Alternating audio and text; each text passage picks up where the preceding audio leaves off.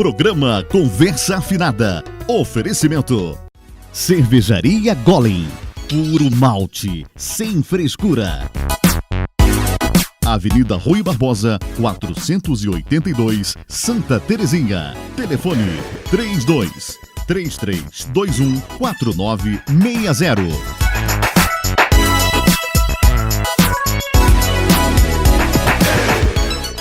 No ar, mais um programa Conversa Afinada.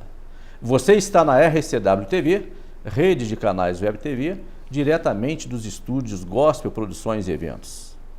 Hoje, conosco no estúdio, um deputado estadual eleito por Juiz de Fora pelo PT, o nosso querido Roberto Cupulilo, mais conhecido por Betão, vereador, detentor de 3 mandatos na Câmara Municipal de Juiz de Fora e agora se elege deputado estadual com 35 mil votos, 455.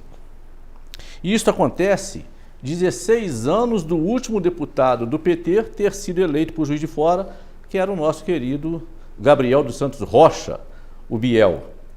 E o Betão veio nos falar tudo o que está acontecendo no cenário nacional e vai nos falar também a respeito da bancada do PT na Assembleia Legislativa, que se configura para a próxima legislatura como a maior bancada de Minas Gerais. Meu querido Roberto Cupulilo, Betão, boa noite. Boa noite, Desidério. É um prazer mais uma vez estar aqui no seu programa, de grande repercussão. Nós que agradecemos, em nome da equipe do programa Conversa Afinada, os nossos agradecimentos por o senhor ter quebrado a agenda para estar conosco aqui. Obrigado. Deputado, aqui o senhor atribui, num cenário tão difícil, onde iniciou-se uma onda antipetismo, e o senhor consegue a vitória, uma vitória vantajosa, bonita, numa campanha limpa, de muito respeito ao eleitor e também à democracia. Desidério, acho que são duas situações, né? Uma ligada às questões nacionais, que grande parte da população vê no Partido dos Trabalhadores um partido onde ela pode se apoiar, né, para poder garantir os seus direitos. E mesmo nesse ataque que o Partido dos Trabalhadores sofre, né, já há muitos anos, principalmente por essa elite brasileira, né, pelos órgãos de imprensa, a maioria dos grandes órgãos de imprensa, o partido fez, né, a maior bancada na Câmara Federal, fez a maior bancada na Assembleia Legislativa e tem o seu candidato no segundo turno, né, da eleição presidencial, né. Além disso, acho que a coerência com que nós tratamos o nosso mandato como vereador aqui em Juiz de Fora, você que acompanha muito lá as sessões da Câmara, testemunha disso, né? Nós sempre colocamos o nosso mandato à disposição dos sindicatos de trabalhadores, né, das trabalhadoras, para ser um ponto de apoio na Câmara, né? Então, acho que essa coerência, né, junto com a visão que a população mais pobre, a população trabalhadora tem do PT, né, permitiu que a gente tivesse essa votação, né, com poucos recursos, mas uma votação que permitiu que estivéssemos entre os 10 membros, né, da bancada estadual aqui em Minas Gerais. Muito bem. Eu tenho uma pergunta aqui que eu deixaria para fazer no final da entrevista, mas já que nós estamos falando da onda do antipetismo, que bem da verdade, eu não vejo assim, mas eu gostaria que o senhor explicasse melhor. Nós estamos falando o seguinte: como existe o antipetismo, se na verdade, o senhor deixou bem claro, o PT está com o candidato a presidente no segundo turno, conseguiu eleger, a esquerda nesse caso, conseguiu eleger 7 governadores, podendo aumentar esse número para 11, a depender dos resultados das urnas em 28 de outubro. O PT fez 6 senadores, o PT, não foi a esquerda, o PT fez 6 senadores. Como que o senhor fala desta coisa, desse ataque e desta falsidade do antipetismo? Mais uma vez eu questiono o senhor. Se você observar a votação do Partido dos Trabalhadores, né, tanto para a Assembleia Legislativa ou para a Câmara Federal, para o Senado, comparado às eleições de 2016, nós tivemos um crescimento. Lembrando que em 2016, o Partido dos Trabalhadores terminou com aproximadamente 9% da preferência do eleitorado, E nós chegamos nessa eleição até o primeiro turno com 29% da preferência do eleitorado, superior às médias, né, de toda a história do PT, que sempre foi na faixa de 25% de preferência do eleitorado. Lembrando que os demais partidos, como por exemplo o PMDB e o PSDB, sempre tiveram 4% da preferência do eleitorado, né? Então, em 2016, sob intenso ataque, no período do impeachment, o PT teve uma redução drástica e agora ele retomou, porque a população consegue perceber o golpe que foi dado em 2016, como que a vida dela piorou diante desse governo golpista do Michel Temer, né, e a necessidade de voltar para o poder. É lógico que nós estamos enfrentando, não é uma onda antipetista, nós estamos vivendo uma onda da elite que nunca gostou do PT ou de qualquer outro partido de esquerda. Se a gente for verificar isso na história do país, sempre foi assim, quando o PCB, por exemplo, era o principal partido de referência da classe trabalhadora, vivem dando golpes, né, e estão fazendo a mesma coisa nesse momento. Inclusive ameaçando os trabalhadores, né? Empresários, grandes empresários ou grandes comerciantes, ameaçando os seus empregados, né, de que vai embora, que vai deixar todo mundo desempregado. Essa história não é nova, né? Isso, na época do Collor foi assim, depois um período na época do Fernando Henrique, antes do Lula ganhar, depois no processo da eleição da Dilma. Quer dizer, é um processo histórico que existe no Brasil, de uma parcela, de uma elite atrasada, né, que se pudesse ainda viver no período da escravidão, eles gostariam de viver no período da escravidão, né, e que arrasta alguns setores médios da população, né, da classe trabalhadora, no discurso que fazem durante a vida toda, né. E é isso que está acontecendo aqui nesse momento, né. No caso deste segundo turno, acrescido de escândalos, né, de notícias falsas, de fake news, que eu acho que a gente pode tocar mais à frente. Mas esse é o quadro. Então, o partido, na verdade, se a gente for observar as contas, né, ele cresce em relação a 2016, e os partidos, né, que apoiaram o golpe, MDB, o PSDB, outros, definharam completamente. Então, olha que coisa interessante, né? A bancada do PMDB caiu 50%, a do PSDB mais de 50%, né? E a que cresceu efetivamente foi a do Partido dos Trabalhadores, se mantém como a maior bancada, e agora uma bancada vinculada ao outro candidato, né? Mas que não tem sustentação ideológica. Vamos ver o que vai acontecer para frente, né? Perfeitamente. Deputado, nós estamos agora também no segundo turno nas Minas Gerais, com Zema e Anastasia. A candidatura Pimentel refutada nas urnas e também a candidatura ao Senado da ex-presidenta Dilma. Eu gostaria que o senhor nos falasse a respeito. Qual será o comportamento do PT neste segundo turno? Olha, a direção estadual do PT decidiu não apoiar nenhum e nem outro, e por razões, no meu entendimento, corretas, né? Nós temos de um lado a Anastasia, que foi o relator do golpe. E ele se mostra muito orgulhoso disso. Se mostra muito orgulhoso, mas é ele que um dos responsáveis por colocar o Brasil nessa tragédia que nós estamos vivendo nos últimos 3 anos. Que fez um relato comprovando sem provas, né, que foi praticada uma pedalada fiscal, né, que qualquer prefeito faz em qualquer cidade do Brasil, ou seja, pegar recursos, né, às vezes que você não tem para poder pagar um determinado programa social e depois você repõe como se fosse um cheque especial, né, que é previsto, inclusive.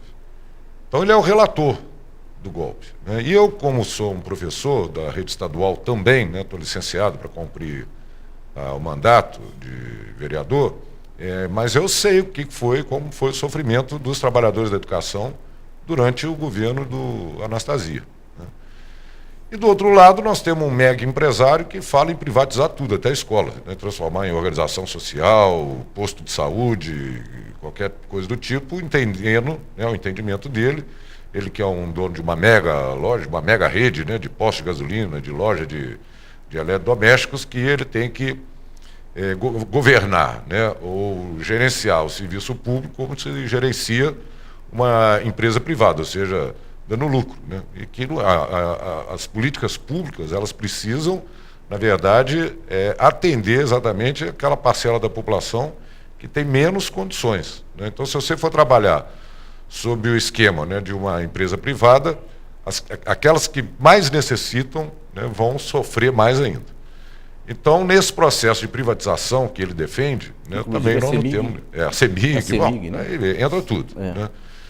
E é surreal o que está acontecendo nessa campanha para o Estado. Né? Ou seja, o candidato do PSDB, o Anastasia, está tendo que fazer o discurso da política antiprivatizante, né? Coisa que ele sempre defendeu, a tal ponto que a radicalidade, né, do discurso do Zema chega sobre essa questão. Então, realmente é um quadro novo, né, do ponto de vista das posições políticas que os candidatos estão colocando. Então, eu acho que a posição do PT está correta, não dá para apoiar nenhum e nem outro. É votar 13 e confirmar. Neste caso, fica assim os partidos de esquerda sem opção, né, perdidos, e também toda a militância que faz uma diferença enorme, né, e que vai causar um certo prejuízo nas urnas do dia 28, porque a gente crê que haverá uma abstenção muito grande. Com certeza. Deputado, agora já é deputado, né, só para a gente acostumar a deputado mesmo, né? O senhor assumirá sua cadeira na Assembleia numa situação bem confortável, pois independente do governador eleito, o senhor faz parte da maior bancada na casa. Na sua opinião, esse fator só por si é relevante para fazer oposição? Quando você tem uma bancada, né, de peso, da qualidade que é a bancada do Partido dos Trabalhadores, quer dizer, ali você tem muita gente experiente, né, do movimento sindical, dos movimentos sociais, né, os eclesiais de base. Então, uma bancada qualificada, né, que ela vai ter que se desdobrar, né, junto com outros partidos, né, que elegeram seus deputados, o PSOL, o PCdoB, setores aí do PDT, do PSB. Então vai ter que se desdobrar em função do quadro, né, que se avizinha, tanto um ou outro que foi eleito. Essa bancada ela vai ter que estar atenta, né, a essas políticas que vão tentar passar na Assembleia Legislativa. Né. Então, obviamente, com 10 parlamentares ali, né, chegando a 15, nós temos condições de estar fazendo a discussão, né, e barrando projetos que não são de interesses da classe trabalhadora. Né, e nós vamos estar lá entre eles. Nosso mandato, eu acho que está chegando no momento certo, né, nós vamos servir ali como uma trincheira, né, para impedir, né, que determinadas políticas públicas possam passar contra o povo mineiro. Francamente, deputado, eu não gostaria de ser governador com essa bancada tão qualificada qual o senhor acaba de falar, porque sabemos de outros nomes do PT também. Sim, são sindicalistas, fortes. São pessoas muito qualificadas realmente. Deputado, as pesquisas de opinião de votos davam Anastasia e Pimentel no segundo turno. Aí surgiu o Zebrão Zema. O senhor pressentia essa hipótese? O senhor, tão experiente na política, o senhor via a possibilidade disso acontecer? Não, acho que todos foram tomados de surpresa, porque houve um crescimento dele a partir de um último debate, já não me recordo antes, né, do primeiro turno, houve um crescimento.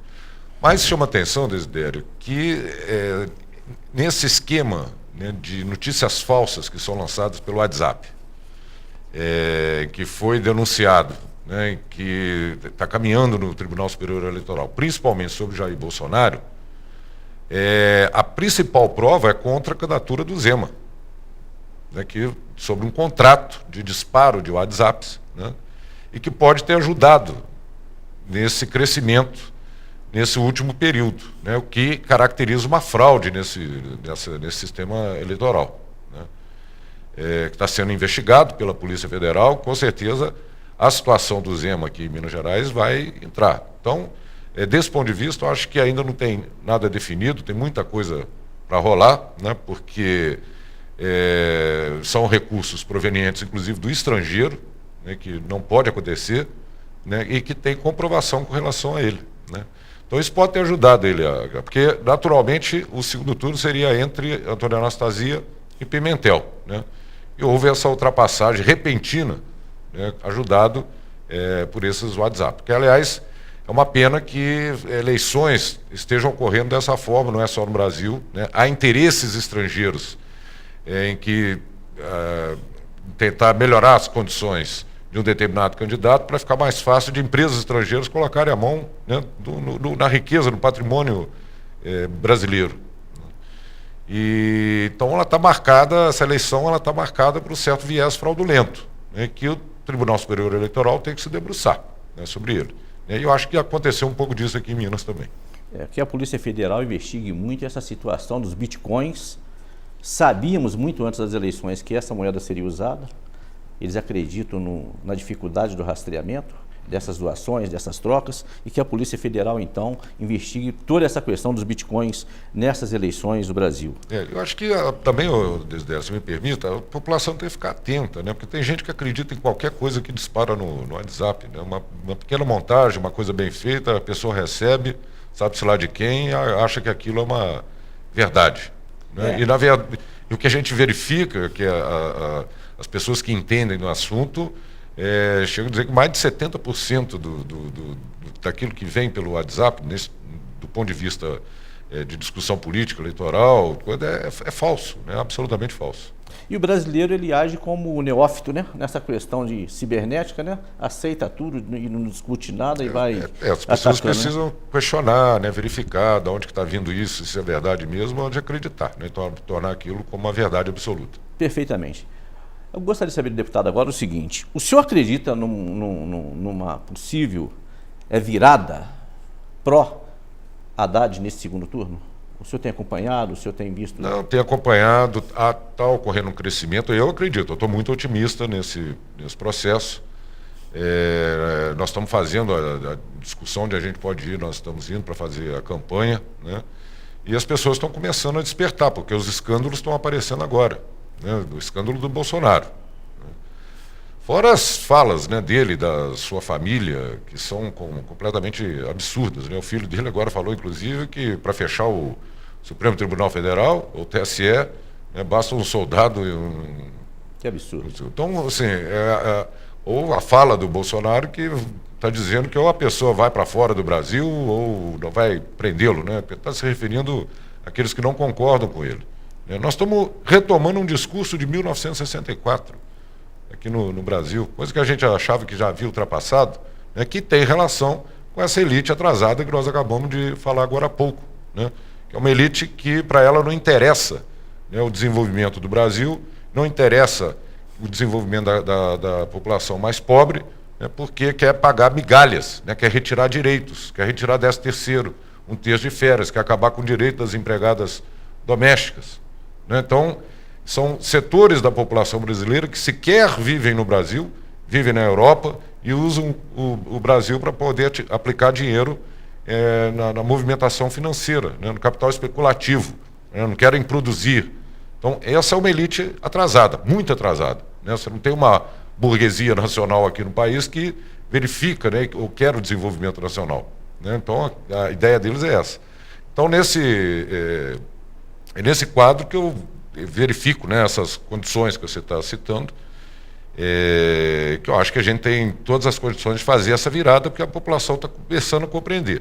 Eleição não se decide, né, essa é a semana decisiva, a eleição se decide normalmente nessa semana, fatos novos podem acontecer, né, e depende só da militância do partido. É virar um voto para ganhar 2. É um voto que vira, você tira um voto do outro lado. Perfeitamente.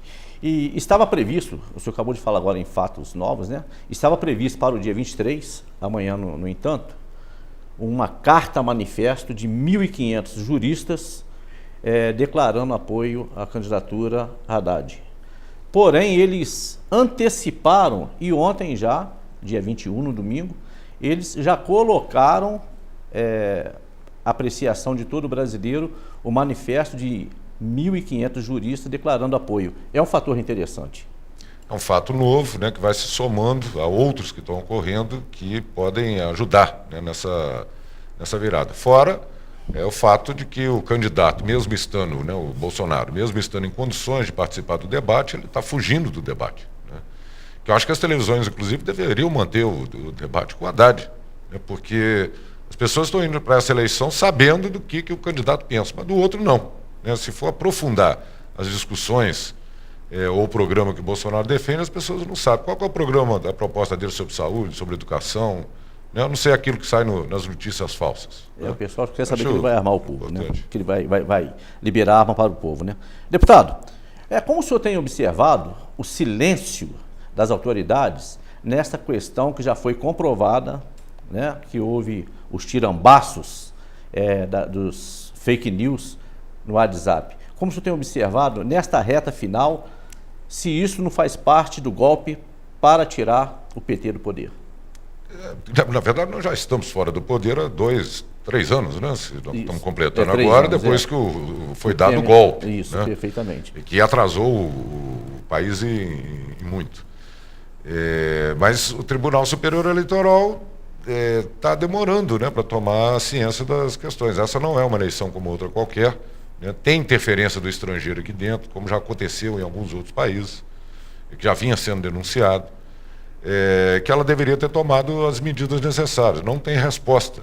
Né? Então, é uma eleição que caminha no sentido da fraude. Né? Já é uma fraude o processo contra o Lula e ter colocado o Lula na cadeia, né? Que foi colocado lá por uma sentença sem provas, em que depois o MTST ocupa aquele apartamento, né? E mostra que não tem reforma nenhuma, que o apartamento não é nada daquilo que a imprensa estava mostrando. Né?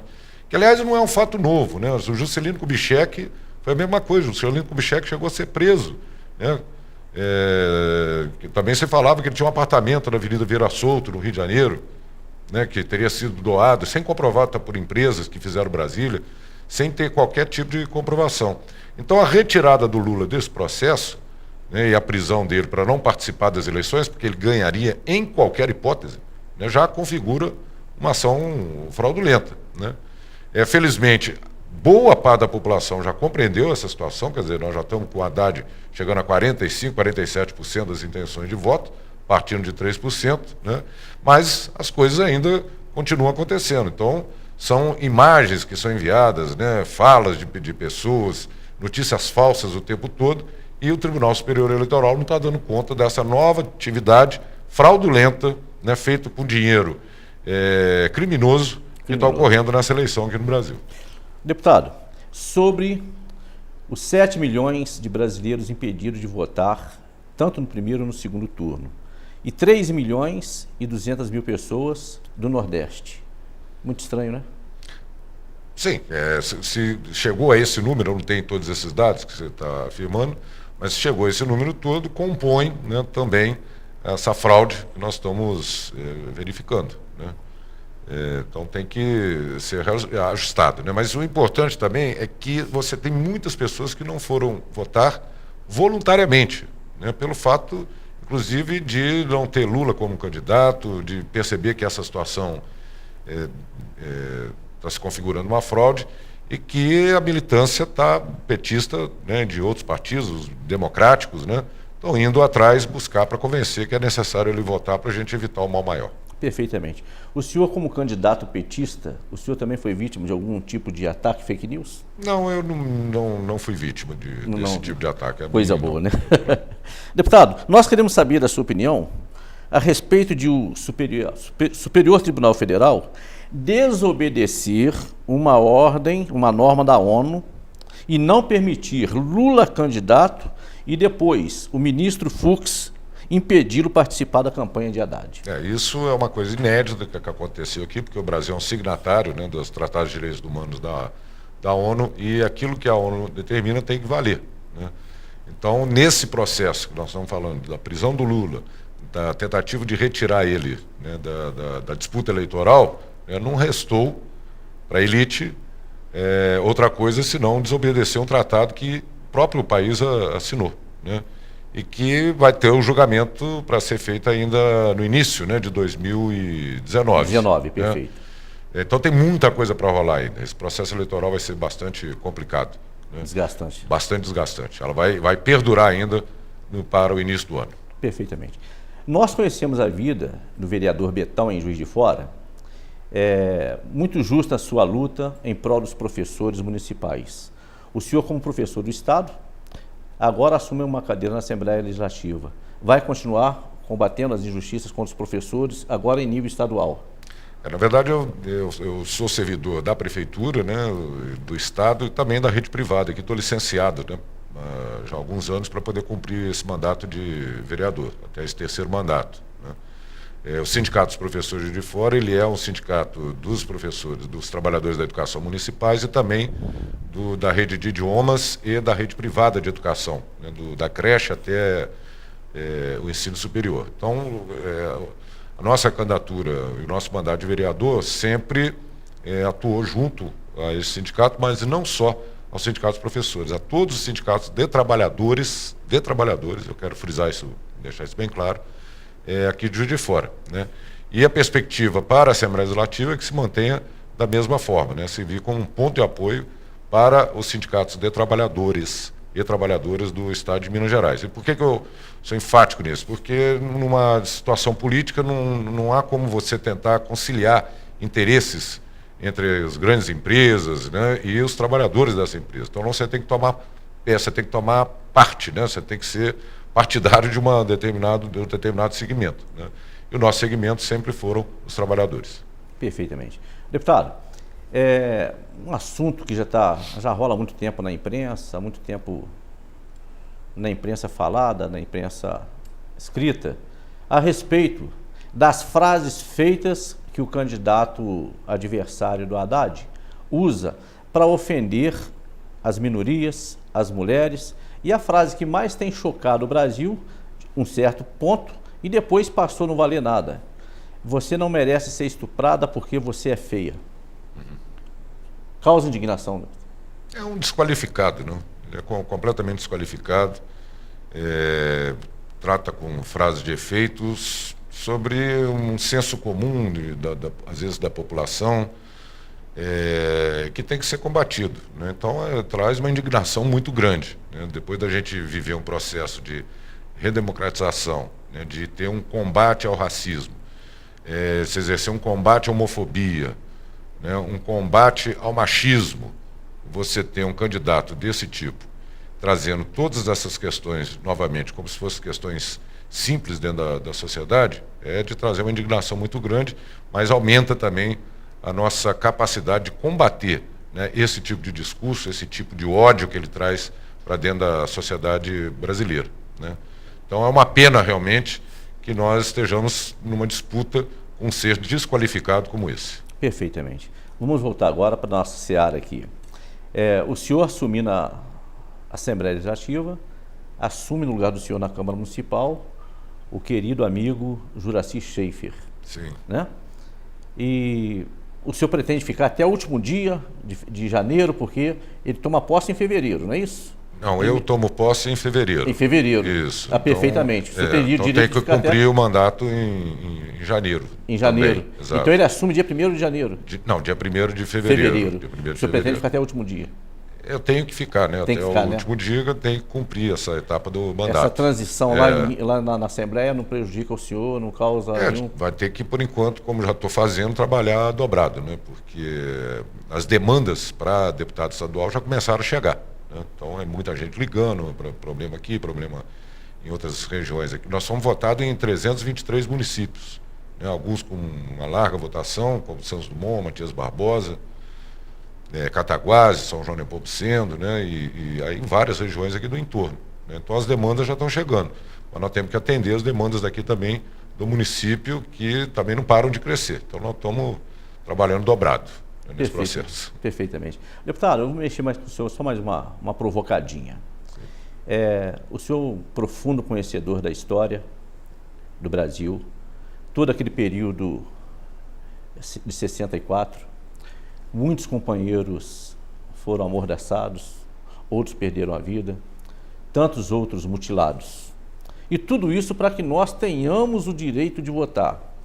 O senhor não acha que é um contrassenso nesse momento o PT não escolher um dos dois candidatos, mesmo que seja duas coisas ruins, mas não escolher o menos pior para votar? Você diz com relação a Minas Gerais, ao governo estadual, né? Eu só acho que o partido, do ponto de vista dessa situação que nós nos encontramos, realmente eu estou de acordo com a direção que não há condições de dar o apoio, né?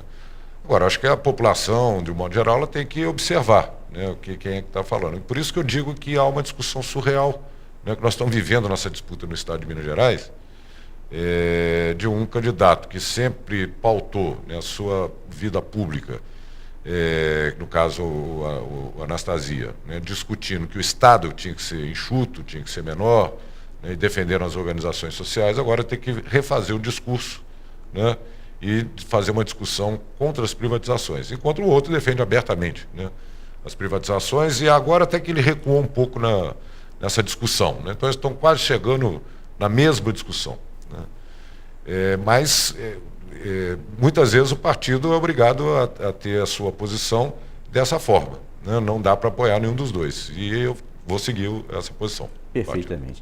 O problema é que o Anastasia encontrou um camarada mais direita do que ele. Exatamente. Esse é o grande problema de Minas Gerais. Meus amigos, chegamos ao final de mais um programa Conversa Afinada e os senhores ficarão agora com as considerações finais do nosso deputado estadual eleito, Betão. Fica à vontade, o senhor mandar um recado para os companheiros. Desidério, eu vou aproveitar aqui então a oportunidade para mais uma vez agradecer, né, os 35.455 votos que nós recebemos aqui em Juiz de Fora, principalmente, né, mas toda a Zona da Mata e diversos municípios de Minas Gerais, como eu disse, 323 municípios, né, uma campanha do ponto de vista financeiro muito simples, em que houve o envolvimento da militância, e reiterar para todos os nossos eleitoras e eleitores que nós vamos servir como ponto de apoio para a luta dos trabalhadores e das trabalhadoras aqui em Minas Gerais, né? E nesse processo que nós estamos vivendo agora do segundo turno, nós não paramos um minuto depois do primeiro turno, estamos em franca campanha e todos podem observar que é uma campanha para o Haddad, obviamente. Perfeitamente. Aos amigos internautas, o nosso muito obrigado. Boa noite. Boa noite, deputado. Boa noite, Desidério. Muito obrigado mais uma vez.